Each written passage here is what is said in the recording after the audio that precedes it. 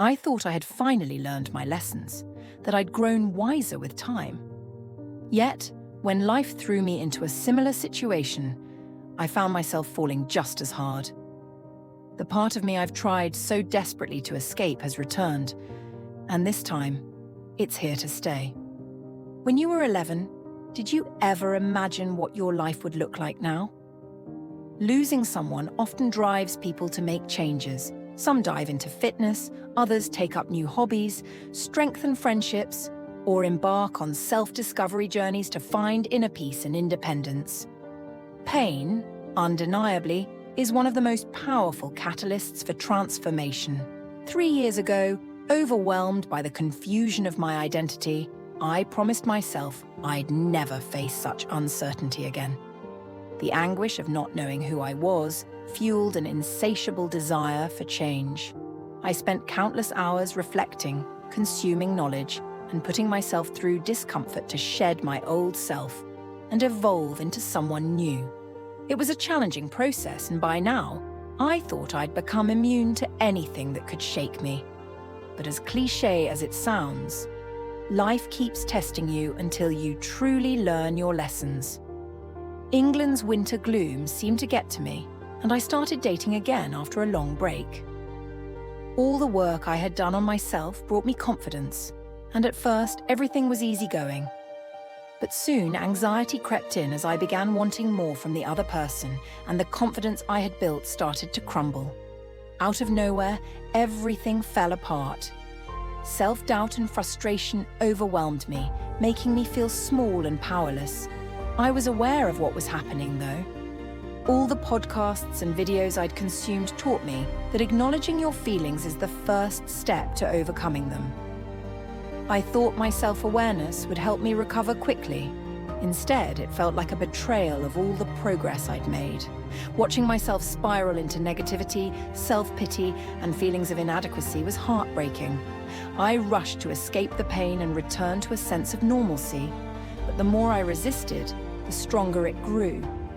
It wasn't until I dug deeper that I uncovered the real reason for my distress. The truth was, losing this person wasn't the main issue. What hurt most was the realization that the strength and confidence I'd worked so hard to build were far more fragile than I thought. I had convinced myself I'd moved past my fears and insecurities, only to discover they'd been buried under a thin layer of self-assurance. At my core, I'm still that child yearning for love and validation, healing from wounds unintentionally inflicted years ago. All my efforts to seek approval were attempts to fill a void left in my younger self. But no amount of external validation can truly fill it. It's a love only I can give myself. Through reflection, I realized I'd only been loving parts of myself. The confident moments, the successes, the times I met my expectations. Meanwhile, I resented the parts of me that struggled, that craved validation, that fell short. I had never fully embraced those parts of me, masking my feelings with toxic positivity and harsh self-criticism in the name of self-improvement. If I could extend the same compassion to myself that I offer others, I'd probably struggle less. I used to think self-love was about independence or enduring loneliness. Now I understand it's about accepting ourselves completely, flaws and all. True self-love means creating space for every emotion, whether joy, sadness, frustration, or shame, without judgment. It's about trusting our ability to grow from challenges, even when it's difficult. Instead of rejecting my insecurities, I'm learning to embrace them.